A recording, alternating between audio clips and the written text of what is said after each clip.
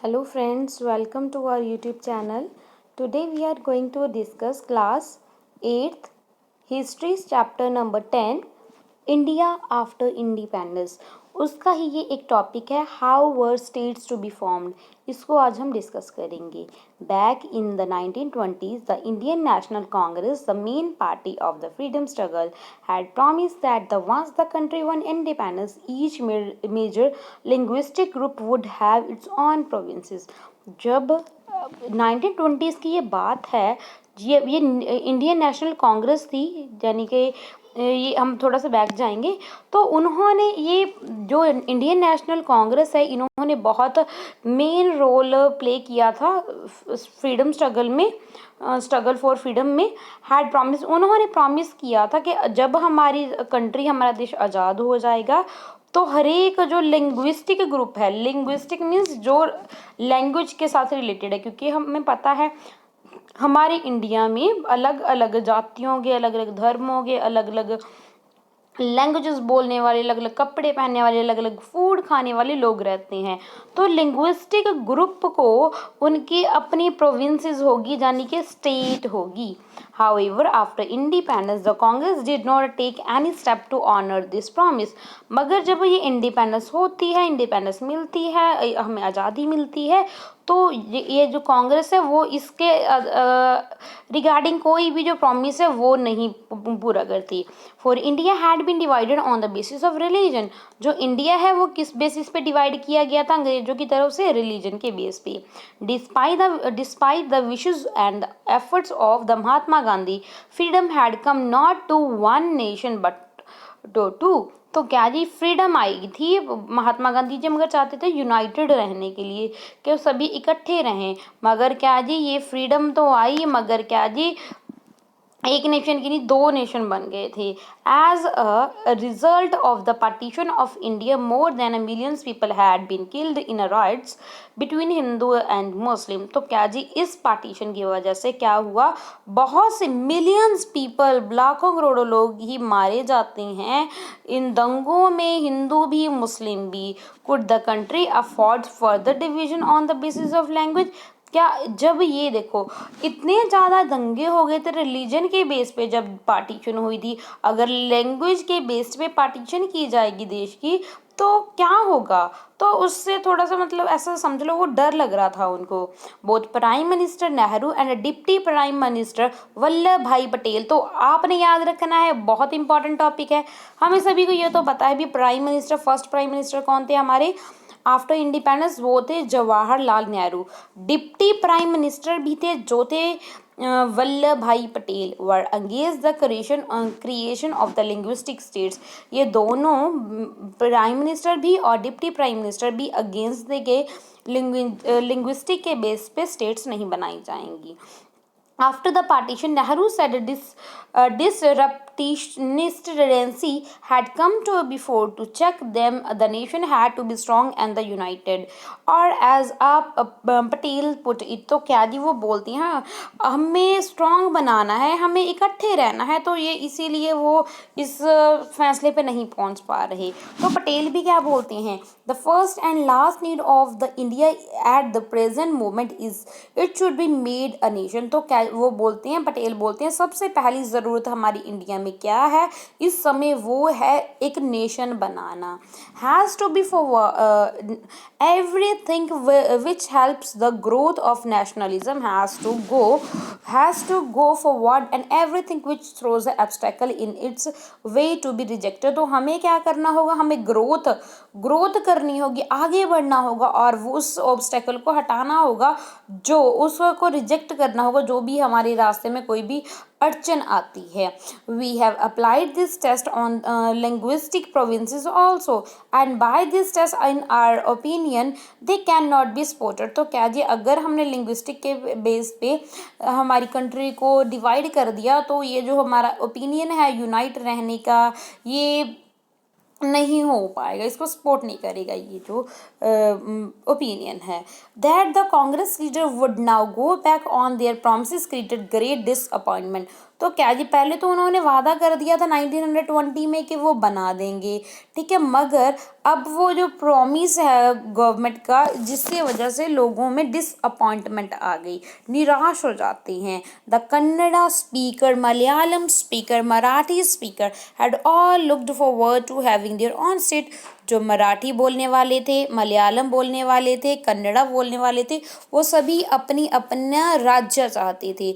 The strongest protest however come from the Telugu speaker district. तो जो stronger वो लोग हैं, प्रोटेस्टर हैं, वो तेलुगु स्पीकर थे, यानी कि तेलुगु लैंग्वेज बोलते थे। और what was a Madras presidency.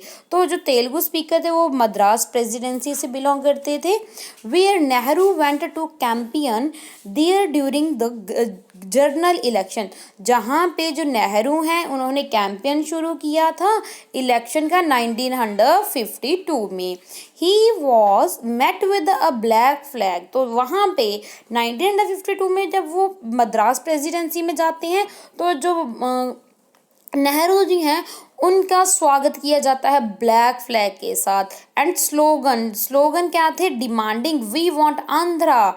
तो वो चाहते थे कि हमें तो आंध्रा चाहिए, हमें क्या चाहिए? हमें तो आंध्रा चाहिए। इन अक्टूबर ऑफ दैट ईयर, तो फिर उसी के कारण अक्टूबर में उसी साल अ वेटरन गांधीयन नेम्ड पोती सरियामुल्लू वेंट ऑन अ हंगर। तो ये ऐसे ही ना गांधीयन नेम्ड होते हैं जिसका नेम होता है पोती सरियामुल्लू, वो हंगर स्ट्राइक पे जाते हैं, यानी कि भूख हड़ताल कर देते हैं और डिमांड करते हैं कि हमें तो आंध्रा स्टेट चाहिए to protect the interest of the Telugu speaker, क्योंकि हम प्रोटेक्ट करना चाहते हैं जो तेलुगु स्पीकर्स हैं। As the fast went on it attract a much support. तो जैसे जैसे समय बीतता गया तो उसकी सपोर्ट भी बढ़ती गई। Hartals and bandhs were obstacle in many towns. Hartals और जो बंद हैं वो ऑब्स्टेकल बन गई थी बहुत से टाउन्स में। ये रहे पोती श्री रामुल्लू, गांधीयन लीडर थे who died fasting for the separating state for a Telugu speaker. ये वो थे जिन्होंने भूख हड़ताल की थी कि हमें तो भी आंध्रा चाहिए। तेलुगु स्पीकर जो तेलुगु लैंग्वेज बोलने वाले हैं उनको क्या चाहिए? उनको तो अलग स्टेट चाहिए जिसको वो आंध्रा का नाम दे रहे थे। ओके, ऑन 15 दिसंबर 1952। तो हुआ क्या? 15 दिसंबर 1952 में 58 डेज इनटू हिज पास्ट। तो कितना समय हो गया था? इतना समय, लंबा समय, 58 डेज पे। बहुत इंपॉर्टेंट है। 58 डेज हो गए थे। पोती श्रीरामुल्लू फिर भी मर जाते हैं वो। इतना लंबा भी कौन रख सकता है ना fast. As the newspaper put it, the news of the passing away of the Sirmullu engulfed entire Andhra in a chaos। तो भाई इसकी मौत से हुआ क्या? तो हफड़ा दफड़ी मच जाती है सारे आंध्रा में। The protests were so widespread and the intense that the central government was forced to give in to the demand। तो क्या जी, वो होता क्या है? तो ये प्रोटेस्ट करने हो जाते हैं और ये इस डिमांड करते हैं गवर्नमेंट से, सेंट्रल गवर्नमेंट से, कि भाई हमें तो ये अलग ही चाहिए। तो इसीलिए इम्पॉर्टेंट डेट है 1 अक्टूबर 1953। 1 अक्टूबर 1953 को न्यू स्टेट बन जाती है जिसका नेम होता है Andhra. Came to be which subsequently became Andhra Pradesh, और जिसको नाम दे दिया जाता है आंध्र प्रदेश। आंध्र प्रदेश नाम दे दिया जाता है उसको। ओके, कब होता है? ये होता है 1 अक्टूबर 1953 को। After the creation of Andhra, other linguistic community also demanded their own separate states। तो जब भाई इसकी डिमांड पूरी होगी तो और भी उठ गए, भाई हमें भी अलग स्टेट बनाओ हमारी भी लैंग्वेज के बेस पे। States reorganized commission was set up. तो इसीलिए फिर दोबारा से रीऑर्गेनाइजेशन बनाई जाती है, कमीशन बनाई जाती है, विच सबमिटेड इट रिपोर्ट इन 1956। और ये रिपोर्ट 1956 में सबमिट की जाती है, recommending the redrawing of district and the provincial boundaries of form a compact provision of Assamese, Bengali, Odia, Tamil, Malayalam, Kannada and Telugu speaker respectively. तो जाने के जो लोग ये लैंग्वेज बोलते हैं तो इनको अलग अलग डिस्ट्रिक्ट्स में, अलग अलग स्टेट्स में डिवाइड किया जाए, इसके लिए कमीशन बनाएगी। The large Hindi speaker region of north India was also to be broken up into several states. जो हिंदी स्पीकर थे वो भी अलग अलग, वो भी टूट गए थे बहुत से अलग अलग स्टेट्स में। द लेटर फिर उसके बाद 1960 में बाइलिंगुअल स्टेट ऑफ, बाइलिंगुअल मतलब जो दो लैंग्वेज का, ठीक है, state of a Bombay was divided into separate state for the Marathi.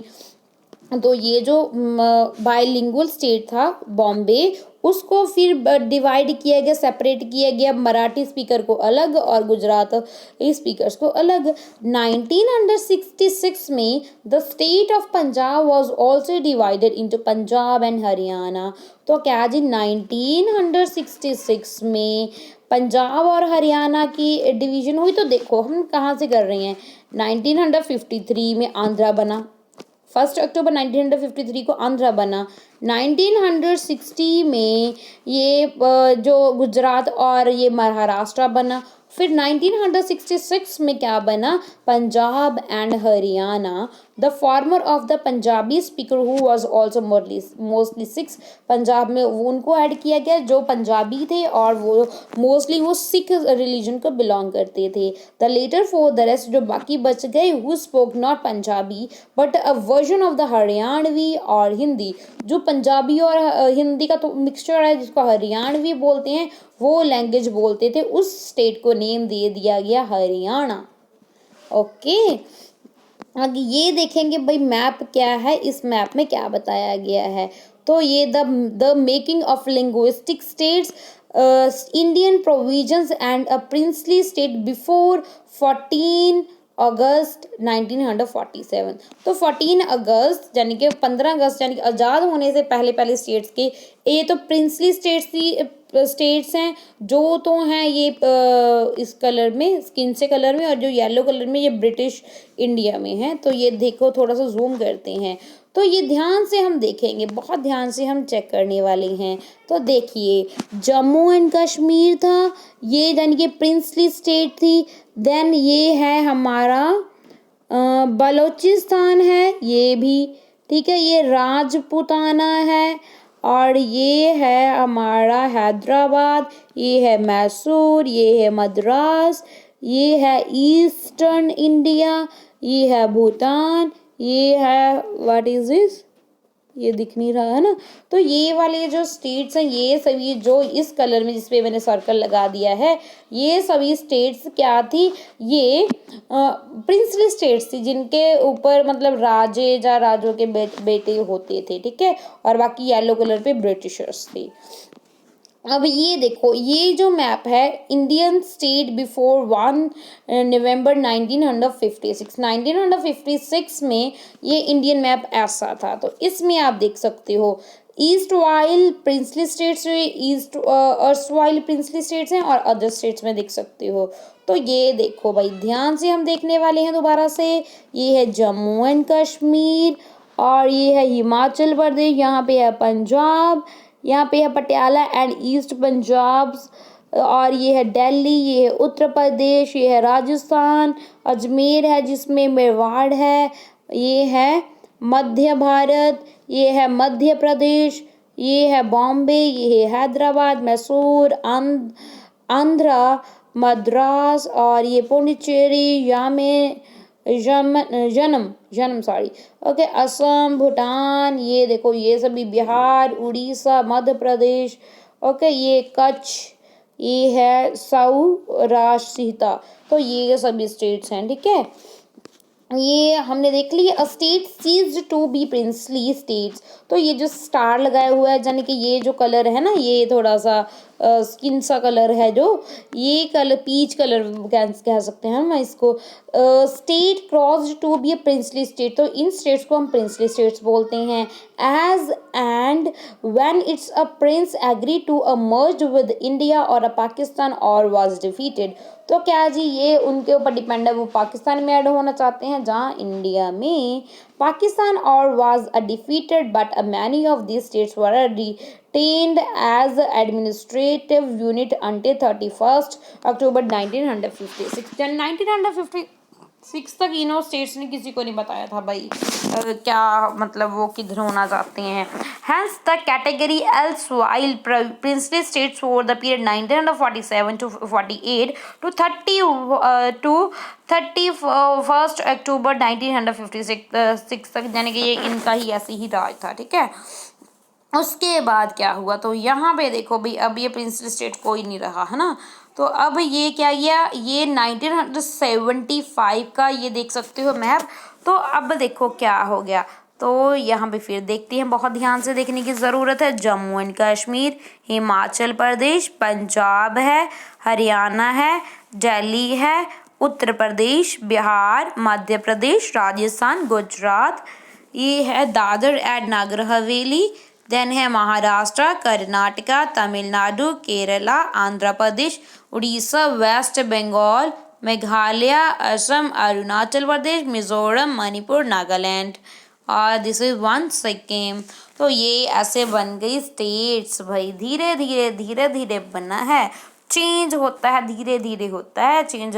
वो पता है चेंज वैसे क्यों होता है, अगर हमें ज़रूरत होती है, डिमांड होती है, तभी ये चेंज होता है. अगर हम चाहते हैं कोई चेंज हो तो उसके लिए हमें आवाज़ उठानी होगी ना. अगर हम बोलेंगे नहीं, चुपचाप बैठे रहेंगे, तो वैसा ही का वैसा ही रहेगा. वो जो भी चेंज लाने के लिए उठना तो पड़ता ही है. जैसे कि इसकी एग्जांपल आप देख सकते हो, हमारा देश है, अगर ऐसा ये भाई ठीक है, अंग्रेज ठीक कर रहे हैं, बहुत से काम ठीक भी किए थे, तो चलने दो. अगर वही जो गलत है उसके खिलाफ खड़े हुए तो उसके बाद हमें आज़ादी मिल गई.